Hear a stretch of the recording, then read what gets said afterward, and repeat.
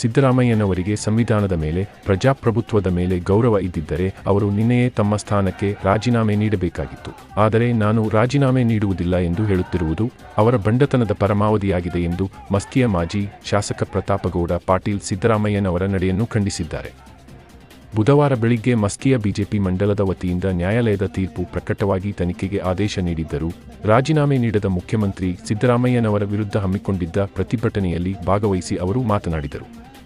ಬುಧವಾರ ಬೆಳಿಗ್ಗೆ ಮಸ್ಕಿಯ ಬಸವೇಶ್ವರ ವೃತ್ತದಿಂದ ಆರಂಭವಾದ ಪ್ರತಿಭಟನಾ ಮೆರವಣಿಗೆ ಹಳೆ ಬಸ್ ನಿಲ್ದಾಣದ ಬಳಿಯ ಡಾಕ್ಟರ್ ಬಿ.ಆರ್. ಅಂಬೇಡ್ಕರ್ ವೃತ್ತಕ್ಕೆ ತಲುಪಿ ಅಂಬೇಡ್ಕರ್ ಪುತ್ಥಳಿಗೆ ಮಾಲಾರ್ಪಣೆ ಮಾಡಿ ಪ್ರತಿಭಟನಾಕಾರರು ಕಾಂಗ್ರೆಸ್ ಸರ್ಕಾರದ ವಿರುದ್ಧ ಹರಿಹಾಯ್ದರು. ಮಸ್ಕಿ ಬಿಜೆಪಿ ಮಂಡಲದ ನಿಕಟಪೂರ್ವ ಅಧ್ಯಕ್ಷ ಶಿವಪುತ್ರಪ್ಪ ಅರಳಹಳ್ಳಿ, ಬಿಜೆಪಿ ಮಸ್ಕಿ ಮಂಡಲದ ಅಧ್ಯಕ್ಷ ಶರಣಬಸಯ್ಯ ಸೊಪ್ಪಿಮಠ ಮಾತನಾಡಿ, ಮುಖ್ಯಮಂತ್ರಿಗಳು ನೈತಿಕ ಹೊಣೆ ಹೊತ್ತು ರಾಜೀನಾಮೆ ನೀಡಬೇಕು, ಇಲ್ಲವಾದರೆ ರಾಜೀನಾಮೆ ನೀಡುವವರೆಗೂ ನಾವು ರಾಜ್ಯದಾದ್ಯಂತ ಪ್ರತಿಭಟನೆಯನ್ನು ಮುಂದುವರೆಸಿ ರಾಜೀನಾಮೆ ನೀಡುವವರೆಗೂ ಬಿಡುವುದಿಲ್ಲ ಎಂದು ಹೇಳಿದರು. ಈ ಸಂದರ್ಭದಲ್ಲಿ ಪಕ್ಷದ ಮುಖಂಡರಾದ ಡಾಕ್ಟರ್ ಬಿ.ಎಚ್. ದಿವಟರ್, ಅಪ್ಪಾಜಿಗೌಡ, ರವಿಗೌಡ ಪಾಟೀಲ್, ಪುರಸಭೆ ಅಧ್ಯಕ್ಷ ಮಲ್ಲಯ್ಯ ಅಂಬಾಡಿ ಸೇರಿದಂತೆ ಹಲವು ಕಾರ್ಯಕರ್ತರಿದ್ದರು.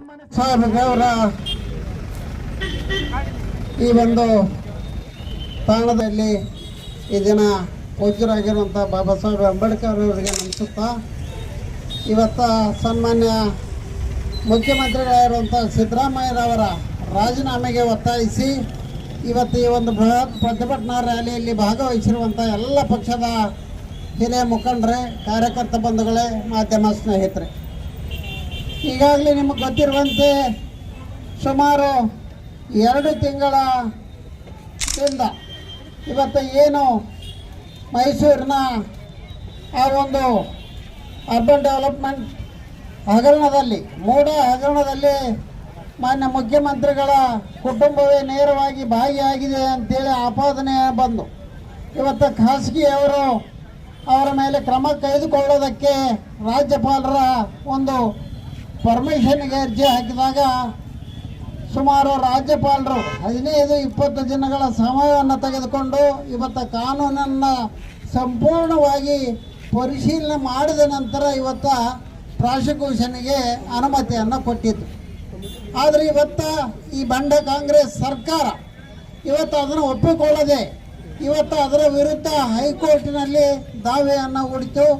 ಇವತ್ತು ಹೈಕೋರ್ಟ್ ಸಹ ಸುಮಾರು 15 ದಿನಗಳ ಪರ್ಯಂತ ವಾದ ವಿವಾದವನ್ನು ಆಲಿಸಿ ಇವತ್ತು ಕಾಂಗ್ರೆಸ್ ಪಕ್ಷದವರು ದೆಹಲಿಯಿಂದ ಅತ್ಯಂತ ನುರಿತ ವಕೀಲರನ್ನು ಕರೆಸಿ ವಾದ ಮಾಡಿದ ಆಗ್ಯೂ ಸಹ ಇವತ್ತು ಸತ್ಯವನ್ನು ಮರೆಮಾಚೋದಕ್ಕಾಗೋದಿಲ್ಲ. ಹೀಗಾಗಿ ಕೋರ್ಟು ಆ ಪ್ರಾಸಿಕ್ಯೂಷನ್ನ ಎತ್ತಿ ಹಿಡಿದಿರುವಂಥದ್ದು. ಹೀಗಾಗಿ ಸನ್ಮಾನ್ಯ ಸಿದ್ದರಾಮಯ್ಯನವರ ಮೇಲೆ ಇವತ್ತು ಆ ಕೇಸ್ ದಾಖಲಾಗ್ತಾ ಇದೆ. ಒಂದು ಕೇಸ್ ದಾಖಲೆ ಆದ ಮೇಲೆ ಇವತ್ತು ಅಧಿಕಾರದಲ್ಲಿರುವಂಥವರು ನೈತಿಕ ಹೊಣೆ ಹೊತ್ತು ರಾಜೀನಾಮೆ ಕೊಡುವಂಥದ್ದು ಅವರ ಒಂದು ಆದ್ಯ ಕರ್ತವ್ಯ ಅಂತ ಭಾವಿಸ್ತೀವಿ. ಅದು ವಿಶೇಷವಾಗಿ ಕಾಂಗ್ರೆಸ್ ಪಕ್ಷದವರಿಗೆ ಅದನ್ನು ನಾವು ನೆನಪು ಮಾಡಿಕೊಡೋದಕ್ಕೆ ಇಷ್ಟಪಡ್ತೀವಿ. ಯಾಕಂದರೆ ಸಂವಿಧಾನದ ಪುಸ್ತಕವನ್ನೇ ಬಗಲು ಪಡೆದುಕೊಂಡು ಹಿಂದಿನ ಲೋಕಸಭಾ ಚುನಾವಣೆಯಲ್ಲಿ ಸಂವಿಧಾನವನ್ನು ಭಾರತೀಯ ಜನತಾ ಪಕ್ಷ ತಿರುಚುತ್ತಾ ನಾವು ಸಂವಿಧಾನದ ರಕ್ಷಕರು ಅಂತೇಳೇನು ಆ ಪಕ್ಷದ ನಾಯಕರಾಗಿರುವಂಥ ಸನ್ಮಾನ್ಯ ರಾಹುಲ್ ಗಾಂಧಿ ಅವರು ಎಲ್ಲ ಕಡೆ ಪ್ರಚಾರವನ್ನು ಮಾಡಿದರು. ಸಂವಿಧಾನದ ಒಂದು ಆಶಯವನ್ನು ಉಳಿಸಬೇಕಾಗಿದ್ದರೆ ಆ ಕಾಂಗ್ರೆಸ್ ಪಕ್ಷದವರು ಮೊನ್ನೆ ತಾನೇ ಅಂತಾರಾಷ್ಟ್ರೀಯ ಸಂವಿಧಾನ ಪ್ರಜಾಪ್ರಭುತ್ವ ದಿನವನ್ನು ಆಚರಿಸಿದರು. ಮಾನವ ಸರಪಳಿ ಮಾಡುವುದರ ಮೂಲಕ ಸುಮಾರು 25 ಲಕ್ಷ ಜನ ಇವತ್ತು ಅದರೆಲ್ಲದರ ಅರಿವು ಮಾನ್ಯ ಮುಖ್ಯಮಂತ್ರಿಗಳಿಗೆ ಇದ್ದಿದ್ದರೆ ಖಂಡಿತ ನಿನ್ನೆನೇ ರಾಜೀನಾಮೆ ಕೊಡಬೇಕಾಗಿತ್ತು. ಆದರೆ ಭಂಡತನದ ಪರಮಾವಧಿಗೆ ಇವತ್ತು ಮಾನ್ಯ ಮುಖ್ಯಮಂತ್ರಿಗಳು ಹೋಗಿದ್ದಾರೆ. ಇದಕ್ಕೆ ಮತ್ತೊಬ್ಬ ಭ್ರಷ್ಟ ಮುಖ್ಯಮಂತ್ರಿ ಆಗಿದ್ದಂಥ ಸನ್ಮಾನ್ಯ ಅರವಿಂದ ಕೇಜ್ರಿವಾಲ್ರವರು ಪ್ರೇರಣೆಯನ್ನು ಅಂತ